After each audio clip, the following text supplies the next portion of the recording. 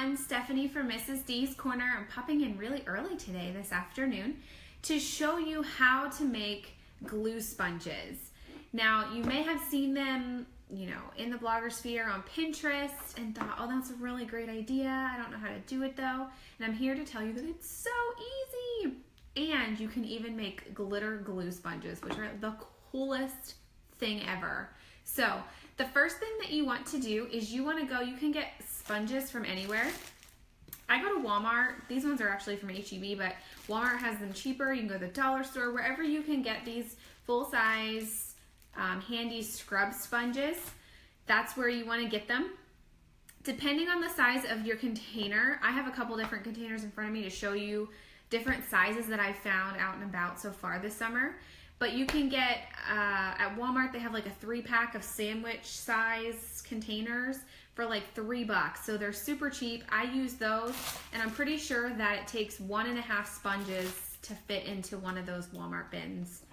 But these are the other bins that I found out and about this summer. So if you go to the Container Store, if you don't follow me on Instagram, you don't know about my love for the Container Store. So I went to the Container Store a couple of weeks ago. Why? Do you see the lights? Is it me or is it the camera? Anyway, I went to Container Store and they have this size and it fits perfectly. This is one of the sponges, and it literally is like single serve. It's not too big. You don't have to cut it, nothing. Okay, there's no glue on this yet.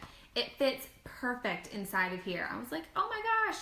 And it was only $1.99 for this container, which maybe sound expensive, more expensive than the Walmart ones, but you're using less sponges too. So there's only one in this container. And then, guys, they have ones that are half that size.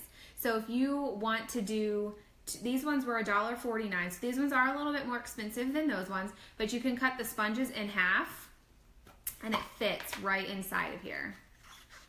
So you can cut a sponge in half, and I mean, this one's not gonna fall out. So they have this small size, which I really liked, because when my students go to inclusion, I don't want them to carry a huge like sandwich container of a glue sponge, right? My kids also really like to push on it. So this gives them less of a chance to stick their whole hand in a glue sponge than, giving them a larger one. So I think I'm gonna switch over to this size because they're really convenient. And then when I was at Office Depot this weekend, I found this double, it's like a double, it was like a snack container, but let me see, let me pull these ones out. I have to trim them up a little bit. You can see they're a little big, but you could fit 2 in here. So then you could have, if you have group tables, they can share, and each kid has their own glue sponge. So I really like that option. That way they're not fighting over glue sponges or he used my side. You probably even smush them down, but then they might pop out. So how do you make glue sponges? You're probably wondering. It's so simple. So I am going to do this one. I actually have one done here already that I'll show you afterwards. And I'll kind of explain to you why I use glue sponges exclusively in my classroom and why I don't use anything else anymore. So all you're gonna do is whatever container you want to use, you can really use any size. Get your sponges and stick it in here. You can use any glue that you want. I just picked up Elmer's glue because it was the first thing that I saw on the shelf. It's quality glue, so you know that it's gonna work and it's actually gonna stick.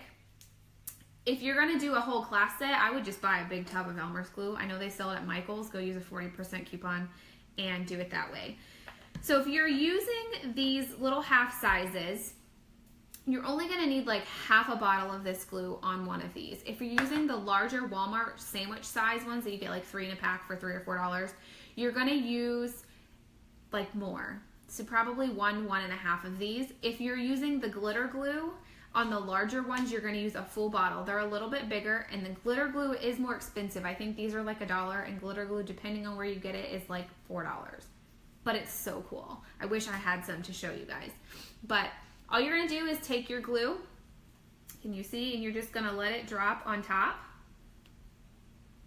Let it sit. Now you do have to let it sit overnight. So I usually do this at the end of the school day. Like if we have a student or a teacher prep day at the beginning of the school year, I'll just do this before I leave, let it sit, and then by the next morning it's ready to go. So I did this one last night after dinner, after I did my Facebook Live last night.